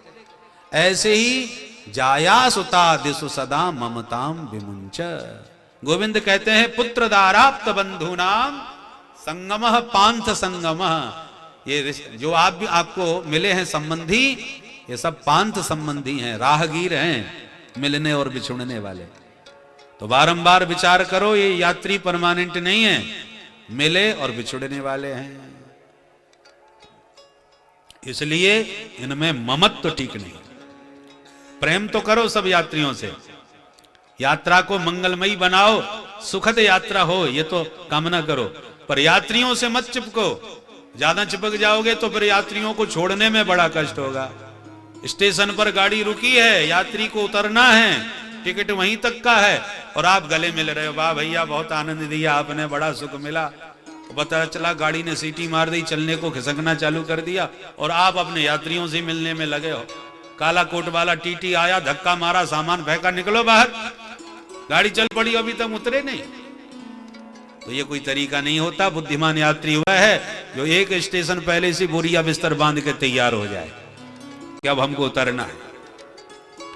उसी प्रकार इस संसार में सभी यात्रियों से प्रेम से मिलो जुलो, और यात्रा, ये सब यात्री कभी कोई हमको छोड़ के चला जाएगा, किसी दिन हम उनको छोड़ के चले जाएंगे, तो सब बिछड़ने वाले यात्री हैं। यह विवेक सदा बना के रहो, किसी से ज्यादा ममत्व मत न करो। तो देहस्तिमान् सरुधरे भिमतिं त्यजत्वं जाया सुताद्यसु सदा ममतां विमुञ्च। पश्यानिशं जगदिदं क्षणभंगनिष्ठं। ये सारा संसार क्षणभंगुर है। अनिशम पश्य, सारे संसार को अनित्य और नाशवान मान करके किसी से भी मत चिपको। जिससे चिपकोगे वही रुलाएगा। इतनी दुकानें लगी हैं, इतना बढ़िया बढ़िया सामान बिक रहा है, पर आपका किसी से कोई मतलब नहीं। कोई टूट रहा है, कोई फूट रहा है, कोई गिर रहा है, कोई खो रहा है, हमें किसी का कोई कष्ट नहीं। परंतु उन्हीं में से एक वस्तु हमने खरीद ली रुपया दे करके, और जैसी खरीदी बड़ी कीमती है, बड़ी सुंदर है, बड़ी आनंददायी है, पता चला अब खो गई या गिर गई या फूट गई, तो बड़ा कष्ट हुआ। अरे राम राम, इतनी कीमती चीज हमारे हाथ से चली गई। अरे इतनी वस्तुएं मेला में बिक रही थी, किसी के भी गिरने का कष्ट नहीं हुआ, तुम इसके लिए क्यों रो रहे हो? लक्ष्मण जी ने कहा ना, बहुधन ही तोरे लड़काई, कबहू न असरिस कीन गुसाई, यही धन पर ममता के ही हेतु। तो सुन रिसाए, दिल में ला गए परशुराम जी। हमसे कहता है हमारी ममता है इसमें। किसी त्यागी महापुरुष से कह दो तुम्हारी इस वस्तु में बहुत ममता है, उसको सबसे बड़ी चोट लगती है। मैं इतना बड़ा त्यागी, मेरी किसी वस्तु में ममता होगी भला? तो लक्ष्मण जी ने व्यंग कर दिया, महाराज हमने तमाम धनुष तोड़े, इस धनुष में ममता क्यों है आपकी? परशुराम जी का ये बहुत बड़ा अपमान था, इसलिए तिलमिला गए, क्रोध में आ गए। त्यागी का ममत्व तो किसी में नहीं होता। तुम कहते हो मेरी इस धनुष में ममता। देहेस्तिमान् सरुधरे भिमतिं त्यजत्वं जाया सुताद्यसु सदा ममतां विमुञ्च। पश्यानिशं जगदिदं क्षणभंगनिष्ठं वैराग्यरागरसिको भवभक्तिनिष्ठा। पिताजी संसार से राग करके बहुत देख लिया, एक बार वैराग्य करके उसका भी रस लेके देखो। वैराग्य रस क्या है? विरक्ति का आनंद लेके देखो। आसक्ति का तो रूप देख लिया आपने, क्या मिला? अब विरक्ति से क्या मिलता है उसका भी अनुभव करके देखो। धर्मं भजस्व सततम त्यज लोक धर्म। सततम धर्मं भजस्व, निरंतर सतत धर्म का सेवन करो। तो धर्म का सेवन मतलब धर्म का आचरण करो। लोक धर्मों को त्यागो, परम धर्म का आश्रय लो। धर्म क्या है? रामो विग्रहवान धर्म। राम जी धर्म के मूर्तिमान विग्रह हैं, और उन धर्म रूप श्री राम जी का सेवन करना। धर्म सततम सततम धर्मम भजस्व, निरंतर राम जी का सुमिरन करो। ध्यान दें, यदि किसी को सत्य धर्म की बात आती है कि सत्यवादी, सत्य निष्ठ, तो हरिश्चंद्र का नाम आएगा। कोई कहे शरणागत वत्सल तो शिवी कुशीनर आदि का नाम आएगा। कोई कहे दानवीर, दान धर्म, तो कर्ण का स्मरण आएगा, और भी राजा बलि जैसे दानियों का स्मरण आएगा। धर्म का एक एक अंग आपको अलग अलग तो कईयों में दिखाई पड़ेगा, पर यदि कोई ये कहे कि ये सारे धर्म का एक में ही दर्शन हो जाए तो रामो विग्रहवान धर्म, तो राम जी समस्त धर्मों के केंद्र हैं। शरणागत वत्सल देखना है तो राम जी का देखो। विभीषण शरण में आए, शत्रु का सगा भाई, फिर भी कितना प्यार से उसको हृदय से लगा लिया। अपना सगा भाई विरोध कर रहा है और रावण का सगा भाई कह रहा है कि आपको समुद्र से प्रार्थना करना चाहिए, मेरा तो यह सुझाव है, आपको फिर आपकी मर्जी है। लक्ष्मण जी कहते मैं इसका सख्त विरोध करता हूं। दैव दैव आलिसी पुकारा, मां जानकी जी को 1 माह में हमें पाना है, एक एक दिन हमारे लिए कितना मूल्यवान है, और हम यहाँ बैठ के समुद्र की आराधना करेंगे। ये आराधना का समय नहीं है, ये पराक्रम का समय है, हम युद्ध में जा रहे हैं। लक्ष्मण जी सख्त विरोध कर रहे हैं, परंतु दशानन का भाई सुझाव दे रहा है। अब बोलो किसकी माननी चाहिए? प्रायः व्यक्ति अपने भाई के वचनों पर ज्यादा भरोसा करेगा। अभी तो नया नया शत्रु का भाई अभी अभी भर्ती हुआ है हमारे मंडल में, न जाने के भाई कैसा सुझाव है, इसका मानना चाहिए या नहीं। पर धन्य है राम जी, शत्रु के भाई के वचन को आदर दे रहे, अपने भैया के वचन को किनारे कर दिया। लक्ष्मण जी को बहुत बुरा लगा, और 3 दिन तक राम जी बैठे रहे हाथ जोड़ करके समुद्र से रास्ता मांगने के लिए। किसके सुझाव पर? विभीषण भाई के सुझाव पर। पहला सुझाव दिया है विभीषण जी, राम जी ने आदर दिया। पर 3 दिन के बाद जब कोई परिणाम सामने नहीं आया, क्रोध में भरे राघव ने कहा लक्ष्मण लाओ मेरा अग्निबाण। जो अग्निबाण मांगा, क्रोध में कांपते हुए राम जी ने, लक्ष्मण जी ने धीरे से कहा जय हो महाराज, पहले ही हमारी बात माननी होती तो ये 3 दिन आज बर्बाद ना होते। हमारे लिए एक एक क्षण कितना कीमती है, और आपने इसकी बात मान करके हमारे 3 दिन बर्बाद करवा दिए। राम जी ने समझाया अनुज लक्ष्मण, ये 3 दिन हमारे बर्बाद नहीं हुए तो क्या हुआ, क्या फायदा हुआ? बोले मेरे शरणागत, मेरे शरण में आए हुए विभीषण ने प्रथम सुझाव दिया है मेरे, और प्रथम सुझाव को यदि मैंने नहीं माना होता, किनारे कर देता, तो विभीषण मुझे भविष्य में कोई सुझाव ही ना देता। भले उसका सुझाव मेरे काम नहीं आया, पर मैंने उसके सुझाव को आदर दिया, तो विभीषण जी ने बार बार मुझे सुझाव दिया। और यदि पहले ही सुझाव को नकार दिया होता तो विभीषण जी ने लंका के जो रहस्य बाद में जो खोले वो न खुलते। उनको लगता कि मेरा प्रथम सुझाव ही अस्वीकृत हो गया तो सुझाव देना ही बेकार हो, वो दोबारा भविष्य में सुझाव ही ना देता। परंतु जब राम जी ने माना, भले उसका परिणाम कुछ भी नहीं निकला, तो विभीषण जी का हृदय राम जी ने जीत लिया। उसने सोचा एक मेरा सगा भाई रावण है जिसको मैंने सुझाव दिया तो मुझे लात खाने को मिली, और एक राम जी का स्वभाव है जिनको एक मैंने सुझाव दिया उसका परिणाम भी कुछ नहीं निकला, फिर भी मेरे सुझाव का आदर हुआ। यहाँ पर छोटे छोटे व्यक्ति का भी सुझाव कितना वंदनीय और कितना आदरणीय होता है। राम जी ने इस सुझाव को आदर दे करके विभीषण जी के हृदय पर अपनी सत्ता स्थापित कर दी, और उनके सुझाव फिर कितने कारगर हुए। तो ये शरणागत वत्सलता देखनी है राम जी में। देखो सखाओं से मैत्री कैसे निभाई जाती है, ये राम जी से देखो। सुग्रीव जी के साथ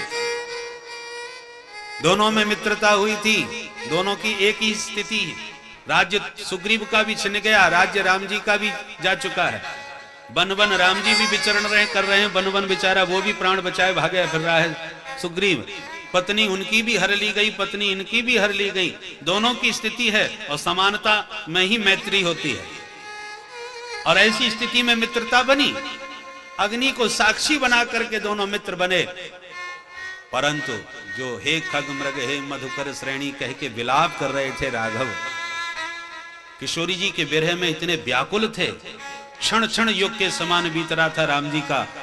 पर जब सुग्रीव से पूछा तुम यहां कैसे, और सुग्रीव ने जब अपनी व्यथा कथा सुनाई तो राम जी किशोरी जी को ढूंढना भूल गए। ऐसा मैत्री धर्म, जो प्रिया प्रिया पुकार रहे थे वो किशोरी जी को भूल करके विभीषण अपने सखा सुग्रीव को राज्य पद देने के लिए आतुर हो उठे।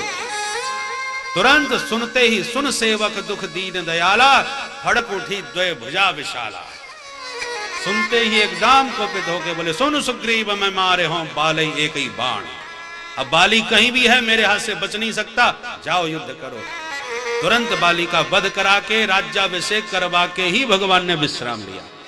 सुग्रीव को किष्किंधा का नरेश बना के भगवान ने विश्राम लिया, अपने सखा का तत्क्षण कष्ट दूर किया।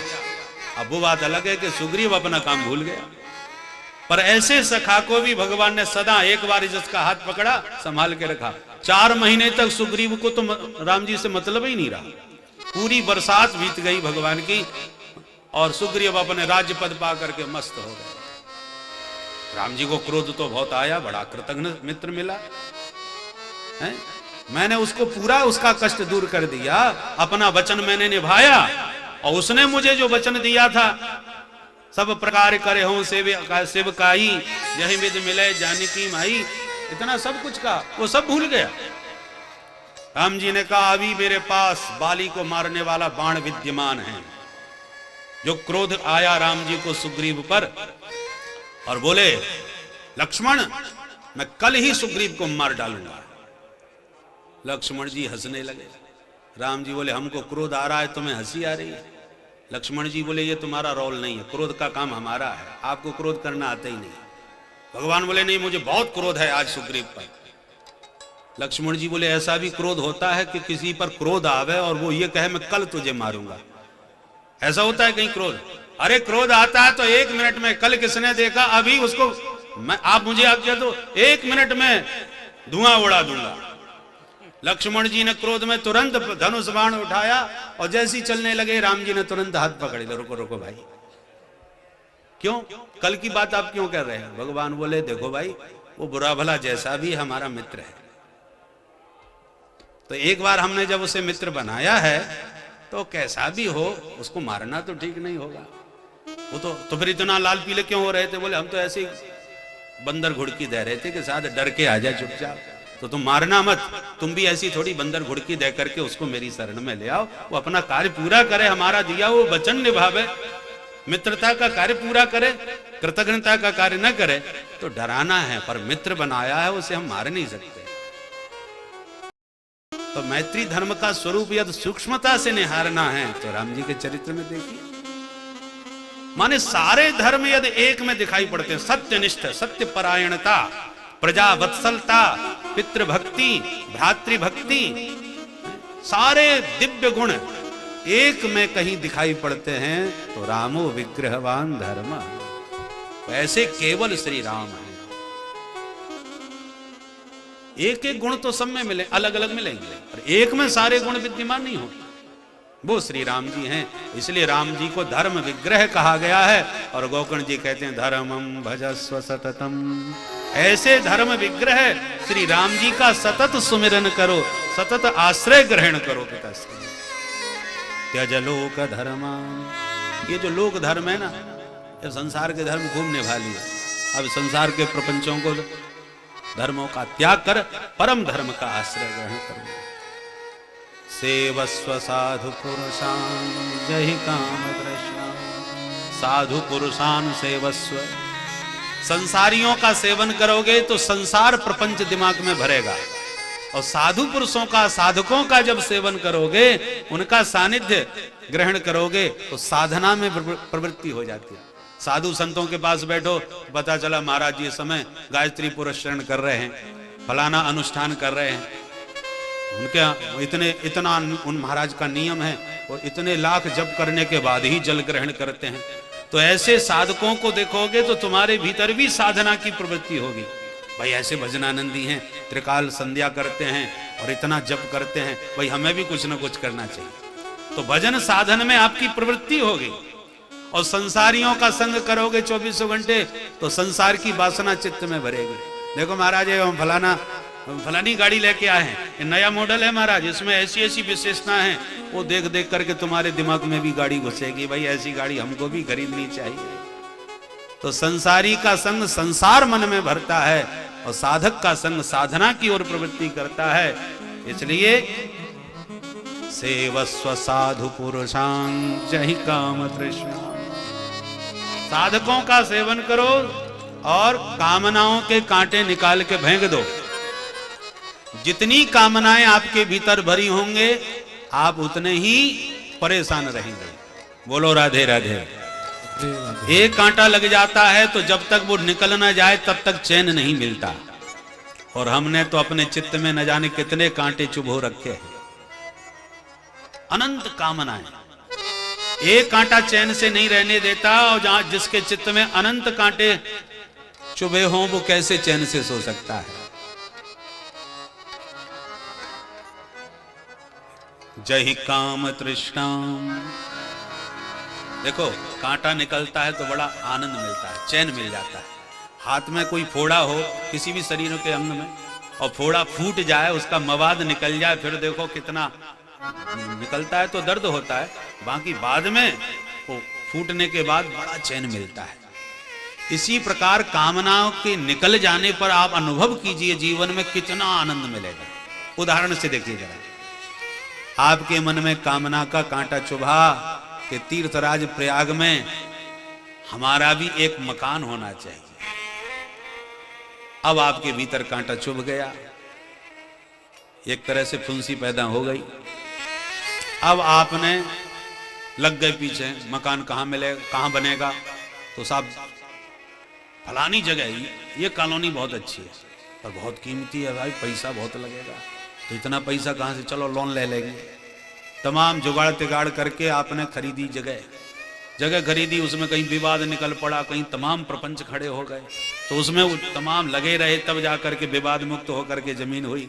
फिर तमाम महाराज मेहनत करके भागम भाग करी, तब कोठी बनी अपने मन की, और बढ़िया कोठी बन गई और सब प्रकार से अच्छी सुव्यवस्थित हो गई। कष्ट तो बहुत हुआ साहब बनाने में, इतने दिन लगे, इतना पैसा लगा, इतना समय लगा, तब जाके कोठी बनी। पर जब गृह प्रवेश हो फिर देखो कितना आनंद आता है। साहब आप जरूर पधारिएगा अपनी कुटिया में, आपके चरण जरूर पड़ने चाहिए। खुशी के मारे सबको बुला रहे हो कि हमारा घर देख जाओ भैया, चरण डाल जाओ। ये इतनी खुशी कहां से हो रही है भाई? बोले साहब हमारा सपने का मनोरथ पूर्ण हो गया, हमारा स्वप्न साकार हो गया। हमारा मनोरथ था कि एक मकान हमारा ऐसा हो, तो जैसा चाहा वैसा मकान आज हमारा बन गया, इसलिए खुशी हमें बहुत है आज। अब जरा सोचिए गहराई से, यदि मकान के मिलने की ही आपको खुशी हो रही है तो जब तक मकान रहे तब तक खुशी को रहना चाहिए, प्रसन्नता रहनी चाहिए, पर ऐसा नहीं हुआ। मकान तो बहुत वर्षों तक रहा, प्रसन्नता को कुछ ही दिन में ही गायब हो गई। इसका मतलब मकान की प्रसन्नता नहीं थी ये, तो ये प्रसन्नता फिर काय की थी? बोले आपके भीतर जो कामना की फुंसी पैदा हो गई थी वो धीरे धीरे परेशानी में बढ़ती चली गई, मवाद भर गया, और आज वो कामना का फोड़ा फूट गया। कामनाओं की आपने कामना की पूर्ति हो गई, जो कामना आपके भीतर थी वो पूरी हो गई, कांटा निकल गया, कामना की पूर्ति हुई माने कामना खत्म हो गई। तो फोड़ा फूटने पर जैसे चैन मिलता है, ऐसी कामना की पूर्ति पर जीव को विश्राम मिलता है, बहुत आनंद आता है। अब कब तक आनंद रहा? जब तक दूसरी फुंसी पैदा नहीं हुई। बोलो राधे राधे। बोले मकान तो बहुत जोरदार है पर यहाँ गर्मी बहुत पड़ती है महाराज, एयर कंडीशन होना चाहिए पूरा। महाराज एयर कंडीशन भी फिट हो गया। अब बोले महाराज शहर से बहुत दूर लग पड़ता है, थोड़ा गाड़ी होनी चाहिए बढ़िया सी। अब एक नहीं हमारे पूरे शरीर में ही फोड़े फोड़े भर जाए तो बोलिए अब कैसे कोई चैन से सो सकता है? एक फोड़ा फूटा दूसरा पैदा होगा। ऐसे अनंत कामनाएं हमको बेचैन किए हैं, परेशान किए हैं, चुभी हुई हैं हमारे चित्त में। हमारी स्थिति भीष्म पितामह जैसी हो गई। एक बाण नहीं हजारों बाण पूरे शरीर में लगे। तो विहाय कामान्य सर्वान् पुमाश्चरति निस्पृहः निर्ममो निरहंकारः सशांतिम अधिगच्छति। जीवन में शाश्वत शांति चाहते हो, चित्त को पूर्ण विश्राम देना चाहते हो, आनंद में निरंतर निमग्न रहना चाहते हो, तो अपने चित्त में किसी भी प्रकार की कोई कामना का कांटा मत चुभने दो। जाय विधि राखे राम ताहि विधि रहिए।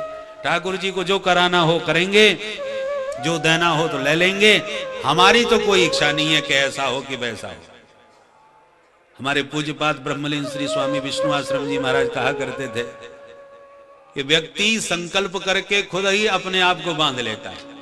ये करूंगा, जहां ये कहा सोचा कि ये करूंगा तो करो, वचनबद्ध हो, संकल्पबद्ध हो, भागते फिरो। अब संकल्प लिया है ना ऐसा करने का, तो अब जब तक संकल्प लिया है तो वो संकल्प हम बांध करके भागते रहते हैं। और संकल्प कुछ भी ना करें, ठाकुर जी को जो कराना होगा हो जाएगा, नहीं करना होगा नहीं होगा।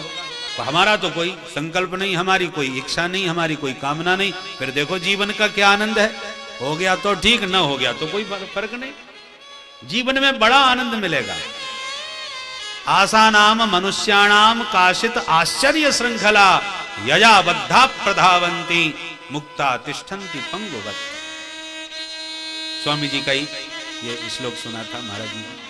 बोले आशा नाम मनुष्याणाम काशित आश्चर्य श्रृंखला। आशा, आशा कहो, तृष्णा कहो, कामना कहो, वासना कहो, सब एक ही बात। ये कामना रूपी, आशा रूपी जो जंजीर है, इसमें व्यक्ति बंधे हुए, कोई ना कोई आशा में बंधा हुआ है। आशा नाम की रस्सी में बंधे हुए प्राणी की बड़ी विचित्र स्थिति है। क्या विचित्रता है? प्रायः बंधा हुआ व्यक्ति एक जगह रहता है क्योंकि बंधा है, और जो स्वतंत्र है वो घूमता फिरता रहता है। परंतु तृष्णा और आशा की रस्सी में बंधे हुए की विपरीत स्थिति है। क्या? बोले यया बद्धा प्रधावंती। तृष्णा और आशा की रस्सी में जो बंधे हैं वो 24 घंटे भागते रहते हैं। जिनके भीतर कामना है तो कामना की पूर्ति में भागता रहता है। अरे वहां जाना है, उससे ये लाना है, तभी तो ये काम निपटेगा। तो जितनी अधिक कामना होगी वो व्यक्ति उतना ही अशांत भागता फिरेगा। और मुक्ता तिष्ठन्ति पंगुवत। जिनके भीतर कोई कामना नहीं, कोई इच्छा नहीं, वो लंगड़े लूले की तरह चुपचाप शांत बैठा रहता है। उसकी भागम भाग सब खत्म हो जाती है। तो उल्टी बात हुई कि नहीं? बंधा हुआ व्यक्ति तो भागता है, अमुक्त व्यक्ति शांति से बैठता है। पर इसका मामला उल्टा है। जो बंधे हैं वो तो भागते फिर रहे हैं, जो खोले हैं वो शांत बैठे हुए हैं। तो ऐसी विपरीत स्थिति तृष्णा राम की जंजीर में बंधे हुए प्राणी की होती है। इसलिए जहि काम तृष्णाम, कामनाओं के कांटे सब निकाल दो।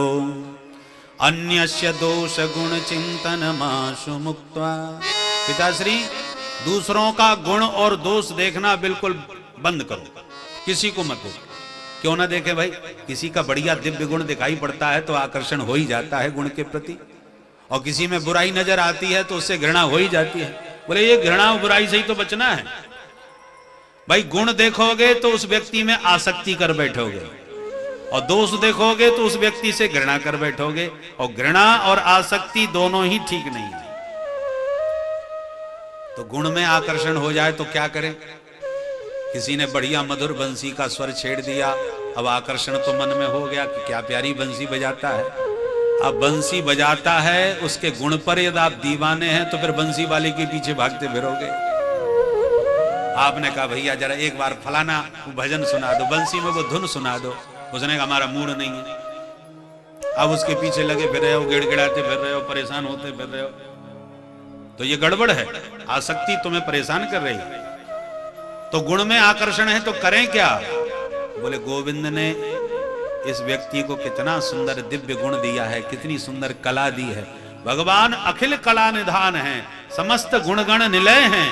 भगवान समस्त गुणों के भंडार हैं। वो जिसको जो दे दें वो प्रसाद है। तो भगवान कितने गुणवान हैं, कितने कृपालु हैं, जो इस जीव को इतना सुंदर गुण दे दिया, इस जीव को इतना सुंदर रूप दे दिया, इसको इतना सुंदर कंठ दे दिया। तो समस्त गुण भगवान के दिए हुए हैं। ये जब स्मरण रखोगे तो प्रेमास्पद प्रभु बनेंगे। और व्यक्ति में यदि गुण का आप दर्शन करोगे तो उस व्यक्ति के प्रति आसक्त होकर भागते फिरोगे। इसलिए व्यक्ति में ना गुण देखो ना दोष देखो, अन्यस्य दोष गुण चिंतन माशु मुक्त्वा सेवा कथा रसमहो नितरा पिबत्वा। साधु संतों के सन्निधि में भगवान की कथा सुधा का निरंतर पान करो और संसार के गुण दोष प्रपंचों का एकदम परित्याग कर दो। एक एक सूत्र इतना सार गर्वित है गौकर्ण जी का कि सुनते ही एवं सुतोक्ति वसतोपि गृहं विहाय या तो वनम स्थिर मतिर्गत 60 वर्ष। 60 वर्ष का ब्राह्मण आत्मदेव पुत्र के वचनों से स्थिर मति हो गया। उसकी बुद्धि में जो भटकाव था वो समाप्त हो गया, स्थिर बुद्धि हो गई उसकी। और घर परिवार संबंध सब संसार को त्याग कर एकांत में जाकर वन में रहकर भागवत के 10वें स्कंध का पाठ करते करते माधव के पादार बिंद में चित्त लगा करके अपना आत्मदेव ने उद्धार कर लिया। पिताजी के जाते ही माताजी का नंबर आ गया। क्ववित्तम तिष्ठति ब्रूहि। माताजी पिताजी चले गए पर सारा माल तुम्हें बता के गए होंगे। पिताजी पर बहुत माल है, कहीं ना कहीं गाड़ रखा होगा, तुम्हें सब बताया होगा, जल्दी बताओ। वो तिष्ठति, कहाँ है माल? अरे बेटा तूने सब तो बर्बाद कर दिया, अब हम पे बचाई क्या है? झूठ बोलती है, हनुष्य बहुत बुरी तरह मारूंगा तेरे को। तो धुंधली घबरा गई, घर छोड़ के रात में भाग गई और कुआं में गिर के आत्महत्या कर बैठी। माताजी पधार गई। गौकर्ण जी को लगा अब हमारा नंबर आ गया, हम ही बचे हैं, इसलिए हमारा नंबर आवे उसके पहले ही खिसक जावे। तो गौकर्ण जी बोले भैया हम तो आजकल कुंभ लगा है तो हम तो तीर्थ यात्रा पे जाना चाहते हैं, भैया तुम कहो तो घूमे आए हैं, जरा मौनिया बाबस्या का स्नान करे आवे। बोले हाँ जाओ, तुम्हें तो तीर्थ ही पसंद है। गौकर्ण तीर्थ यात्रार्थम निर्गतो योग संस्थितः। गौकर्ण जी तीर्थ यात्रा के बहाने निकल पड़े, अनेकानेक तीर्थों में विचरण करते हुए। अब धुंधकारी बिल्कुल अकेला रह गया, तो 5 गणिकाओं को अपने घर में ही ला करके बैठा लिया और उनको प्रसन्नता प्रदान करने के लिए तमाम चोरी डकैती का माल ला करके देने लगा। एक दिन राजा के घर हीरे जवाहरात चुरा करके लाया।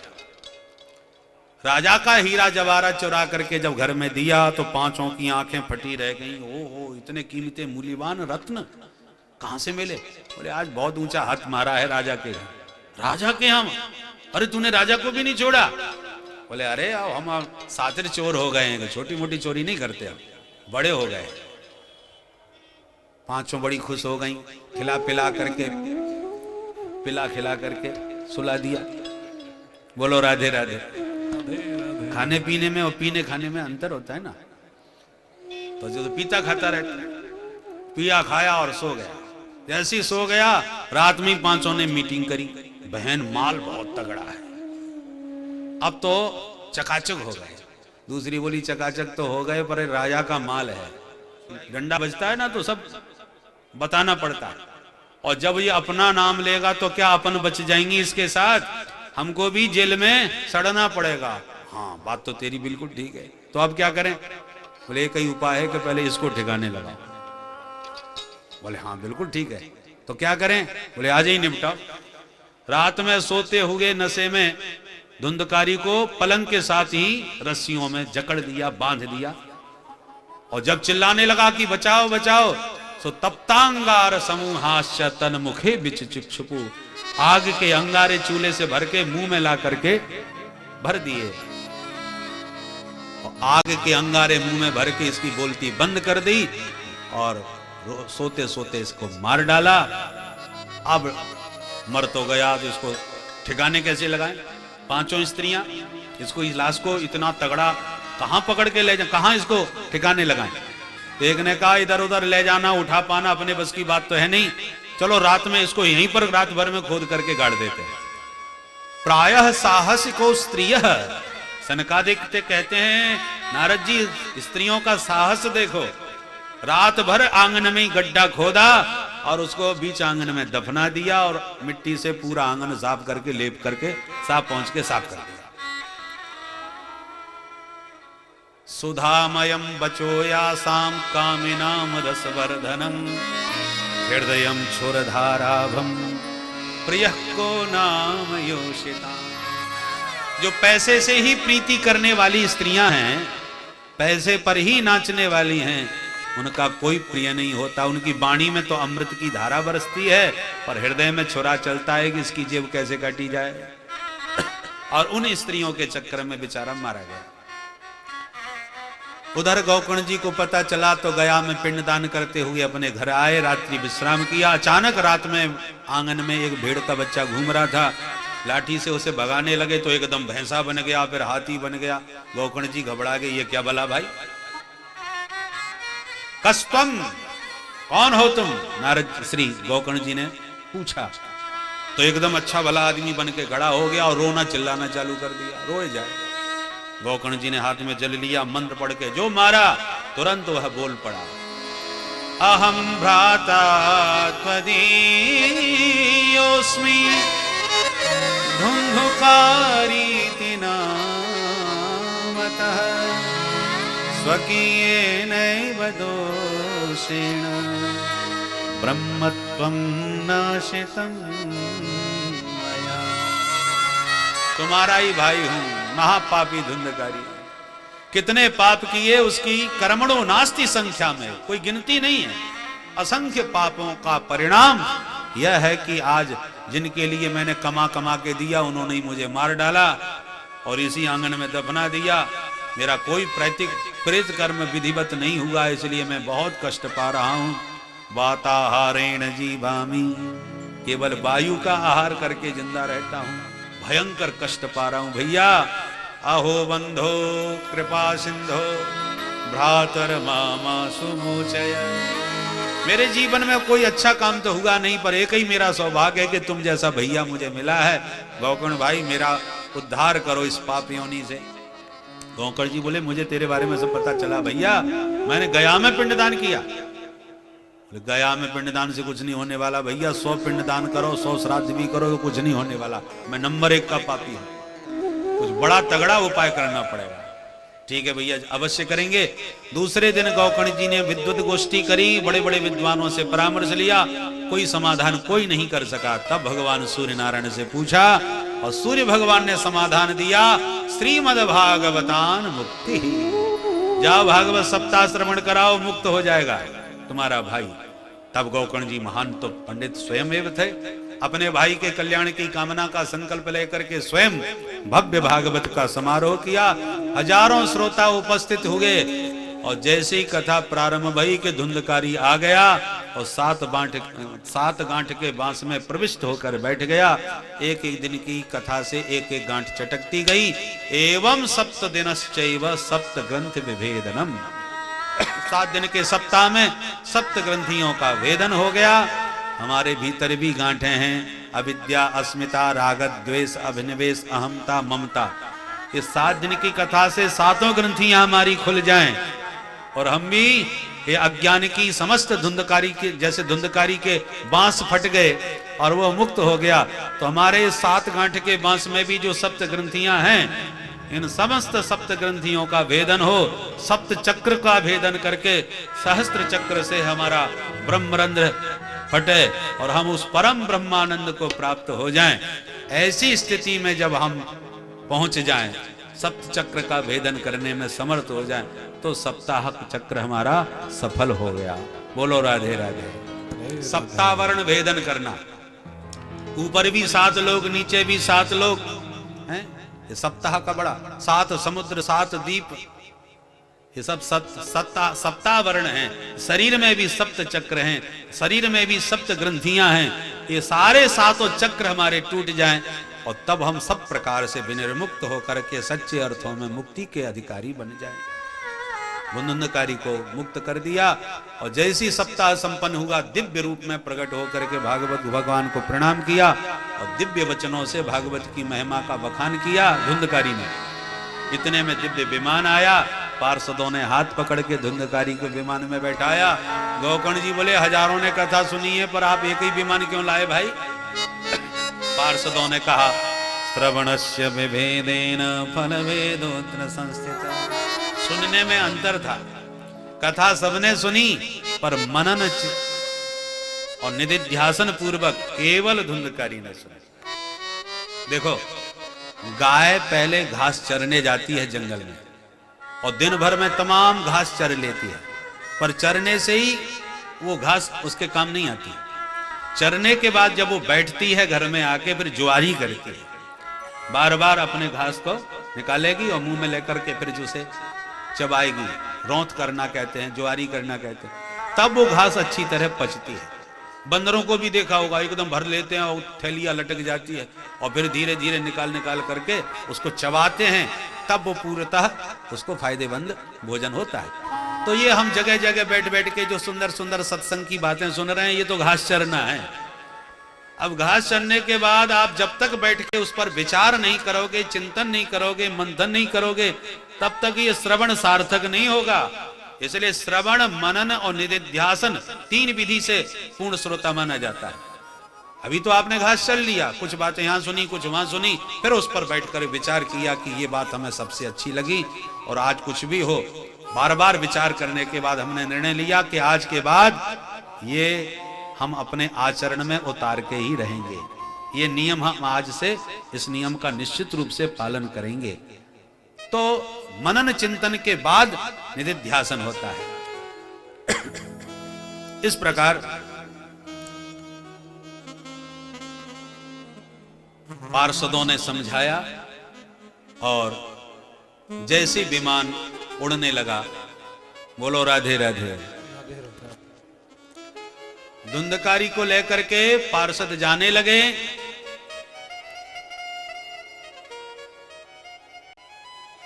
और जैसे ही पार्षद धुंधकारी को लेकर के गए तो अन्य जो श्रोता बैठे थे सब उदास हो गए कि गौकर्ण भैया, हम भी तो तेरे भाई हैं, तूने उस अपने भाई धुंधकारी का तो उद्धार कर दिया, पर हम तो चूक गए। हम तो वास्तव में ऐसे ही बैठे के ऐसे ही आ गए थे कि गौकर्ण बहुत अच्छा विद्वान है, चलो आज उससे कोई अच्छी बातें सुनेंगे। हमको नहीं मालूम था कि भागवत में वो चमत्कार है कि सप्तावर्ण भेदन करके हमारा उद्धार ही हो जाएगा। अब की बार नहीं चूकने वाले, एक बार कष्ट और देना चाहते हैं आपको। गौकर्ण जी बोले तो कोई बात नहीं, दोबारा कथा होगी, पर अब की बार मत चूकना। तो सभी श्रोता दत्त चित्त सावधान होकर के बैठे, और दूसरी कथा का जब शुभारंभ हुआ तो जितने श्रोता उतने विमान प्रकट हो गए, और साक्षात श्री हरि ने प्रकट होकर के गौकर्ण को हृदय से लगा लिया। बोल भागवत भगवान की जय। अयोध्या वासिन पूर्वम यथा रामेण संगता तथा कृष्णेन ते नीता गोलोकम योगी।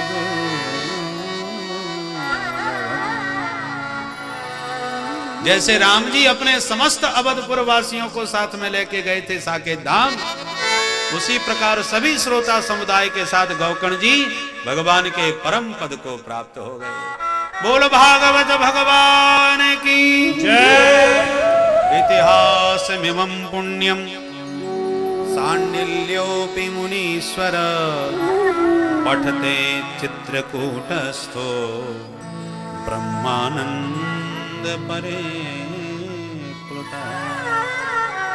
ये कोई काल्पनिक कथा नहीं है, सनकादिक के नारद जी प्रामाणिकता के साथ हम बता रहे हैं। चित्रकूट पर बैठ करके सांडिल्य नाम के मुनीश्वर इस इतिहास का वर्णन कर रहे थे। तो सांडिल्य ऋषि ने चित्रकूट में ये कथा कही, कोई गप्पे नहीं है, प्रामाणिकता इस कथा इतिहास की श्री सनकादिकों ने बतलाई। प्रसन्न हो गए नारद जी और तब प्रश्न किया, महाराज कथा श्रवण की विधि क्या है? बोले देखो भाई, अच्छे किसी विद्वान ब्राह्मण को बुला करके व्यास गद्दी पर बैठाओ, सुंदर मुहूर्त के साथ व्यास गद्दी का निर्माण करके पंडित जी को बैठा के, ब्राह्मण कैसा हो? विरक्ता, प्रपंची ना हो, संसारी ना हो, वैराग्यवान ब्राह्मण विद्वान होना चाहिए। कोई भी वैरागी बैठ सकता है? बोले नहीं, वैष्णव, विरक्त होने के साथ वैष्णव होना चाहिए। तो विद्वान हो ना, वैष्णव हो और विरक्त हो तो कोई भी बैठ जाए? बोले ना, विप्रः, ब्राह्मण ही होना चाहिए। विरक्तो वैष्णवो विप्रो, विरक्त भी हो, वैष्णव भी हो और ब्राह्मण भी हो। विप्र का मतलब क्या है? विशेषेण प्रपूरयति सकल मनोरथान स विप्रः, जिसके आशीर्वाद से सकल मनोरथों की सिद्धि हो जाए, ऐसा विद्वान ब्राह्मण व्यासपीठ पर बैठाना चाहिए। है? गायत्री जापक होगा, ब्राह्मण तो जिसके जीवन में हो, ऐसा ब्राह्मण। देखो ब्राह्मण तो एक जाति है, तो जन्मना ब्राह्मणो गेयः संस्कारात् द्विज उच्यते विद्याभिर्च भवेद विप्रः तिर्भिर श्रोत्रियम् उच्यते। ब्राह्मण ब्राह्मणी के द्वारा जो भी बालक पैदा हुआ है वो ब्राह्मण तो है, पर वो जाति का ब्राह्मण है। परंतु जब यज्ञोपवीत आदि संस्कार संपन्न होते हैं तब वह द्विज बन जाता है, और जब शास्त्रों का ज्ञाता हो जाता है तब वह विप्र बनता है। तो इसलिए विप्र शब्द का प्रयोग किया, ब्राह्मण शब्द का नहीं। शास्त्रज्ञ होना चाहिए, दृष्टांत कुशलः, वेद शास्त्र विशुद्ध कृत। वेद शास्त्रों को केवल पढ़ा नहीं हो, उसको ठीक से समझा हो, क्योंकि वेद शास्त्र समुद्र के समान होते हैं। वेद पुराण उदधि घन साधु। समुद्र को आप जा करके आचमन भी करना चाहोगे, पीना भी चाहोगे तो पी नहीं पाओगे, आचमन करना मुश्किल है। अनंत जल राशि है पर पी नहीं सकते। पर उसी जल राशि को जब मेघ भर के लाते हैं और बरसाते हैं तो बड़ा शीतल शीतल मधुर और सुस्वादु जल हो जाता है। खूब चकाचक पियो। बिस्लरी की बोतल भी फैल, निर्मल जल जब आकाश का जब बरसता है। हमारे वृंदावन में एक महात्मा है, वो बरसात का ही पानी पूरे साल पीते हैं। उन्होंने ऐसा संग्रह कर रखा है, छत पर जितना पानी बरसता है उसको एक जगह स्टोर करके रखते हैं, नीचे बना रखा है उन्होंने व्यवस्था, और साल भर उसी को पीते हैं। तो आजकल जो मशीन बेचने वाले घूमते हैं ना, वो पानी साफ करने वाली मशीन, उनको पानी निकाल के दो तो वो उसमें मशीन डाल करके चेक करते हैं, तो इतना कीचड़ निकलता है कि देख करके आश्चर्य होता है कि इतना कीचड़ हमारे पेट में जा रहा है। तो लोग खरीद लेते हैं फटाफट। परंतु जब महाराज जी ने पानी का गिलास भर करके उनको दिया, हिताश्रम वाले महाराज जी वृंदावन के, उन्होंने कहा भैया देखो, अब वो अपनी मशीन डाले उसमें कुछ भी ना निकले, तो बड़ा परेशान कि इसमें कीचड़ क्यों नहीं निकल रहा। बोले महाराज ये बिस्लरी का पानी है। बोले नहीं बिस्लरी का तो नहीं है। तो फिर ये पानी कैसा है? बोले हम तो भैया बरसात का पानी पीते हैं। बोले ओहो बरसात का पानी है इसलिए बिस्लरी भी इसके सामने फैल है। तो प्रयोग करके मशीन से देखा, इतना निर्मल शुद्ध जल होता है बरसात का। बोलो राधे राधे राधे। तो विशुद्ध कृत पानी खारा है और मेघों के द्वारा शुद्ध करके दिया जाता है। ऐसी शास्त्रों में कई बातें बड़ी भ्रामक हैं जिसको पढ़ करके लोग भ्रमित हो जाते हैं। कई लोग तो पढ़ के ही पागल हो जाते हैं। इसलिए शास्त्रों को जिसने शोध करके समझ करके फिर प्रवचन किया, तो प्रवचन की बातें हमारी समझ में बहुत जल्दी आती हैं, क्योंकि शोधित जल बरसाया जा रहा है, विचार करके चिंतन करके संशोधित करके। तो वेद शास्त्र विशुद्ध कृत, वेद शास्त्रों को जिसने सिर्फ रटा नहीं है समझा है, आचार्यों के चरणों में बैठ करके उस रहस्य को जाना है, ऐसा विद्वान व्यास गद्दी पर बैठाना चाहिए। और जब बैठ जाए तो व्यक्ति के रूप में नहीं, सुख रूप प्रबोधज्ञ साक्षात सुखदेव के रूप में उसका दर्शन करे। क्योंकि व्यक्ति में जब हम व्यक्ति विशेष को देखते हैं तो ऐसा कोई व्यक्ति नहीं जिसमें कोई दोष ना हो, और व्यक्ति विशेष में जब दोष का दर्शन होने लगता है तो वो कितना भी बढ़िया तगड़ा प्रवचन करें आपके पल्ले नहीं पड़ेगा, क्योंकि आपको दोष दिखाई पड़ रहे हैं कि हम खूब अच्छी तरह जानते हैं पंडित जी को। बोलो राधे राधे। वो बड़ी बड़ी बातें करते हैं पर हम इनको अच्छी तरह पूरे खानदान से परिचित हैं, तो उनकी वाणी का आप पर कोई प्रभाव नहीं पड़ेगा। इसलिए सुख रूप प्रबोधज्ञ सर्व शास्त्र विशारद एतत् कथा प्रकाशेन मद ज्ञानम विनाशय। हे सुखदेव महाप्रभु, इस रूप में साक्षात आप ही विराजमान हो, अपनी दिव्य वाणी से हमारा ज्ञान नष्ट कर दीजिए। इस भावना से पूजा करें। अपनी शक्ति सामर्थ्य के अनुसार आहार विहार का व्रत ले, और जब कथा संपन्न हो भगवान नाम संकीर्तन खूब करना चाहिए। भोजन ज्यादा हो जाए तो हाजमोला की गोली खा लेना चाहिए, पचना भी चाहिए भाई भोजन किया हुआ। तो कथा सुनने के बाद भगवान नाम संकीर्तन हाजमोला का काम करता है। सुना हुआ श्रवणीय हमारे हृदयंगम हो जाए, इसके लिए भगवान नाम कीर्तन करो। कीर्तन की बात सुन के नारद जी तो गदगद हो गए, तुरंत बीणा अपना उठा लिया, छेड़ दिया राग मालकोश।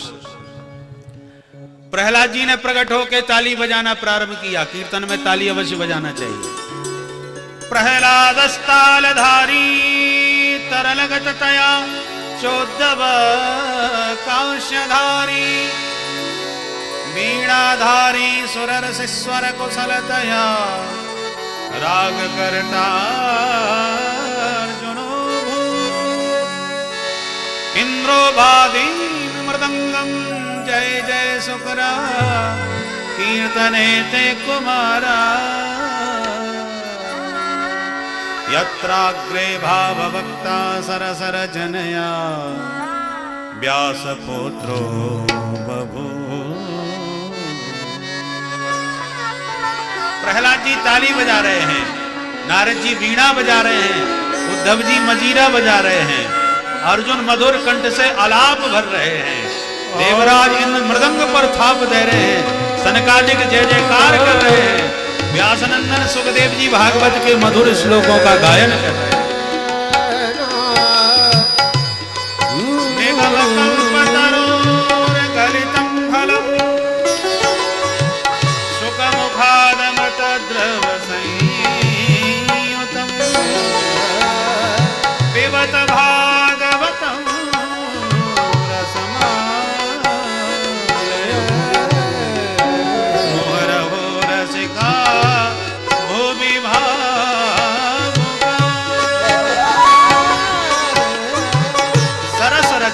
व्यासपुत्रो बभू। पर संगीत के 3 अंग हैं, गायन वादन नृत्य। गायन भी हुआ, वादन भी हुआ, पर नृत्य नहीं हो रहा था।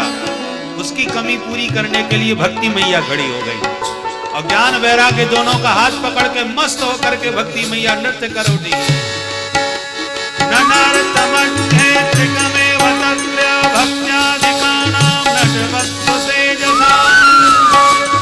अलौकिकं कीर्तन में ददीच्य हरि प्रसन्नोऽपि वचो ब्रवीत। भक्ति मैया ज्ञान वैराग्य के साथ नृत्य कर रही है। सभी भक्त झूम उठे, नाच उठे और गा उठे, प्रेम से ताली बजाते हुए। सब प्रेम से ताली बजा के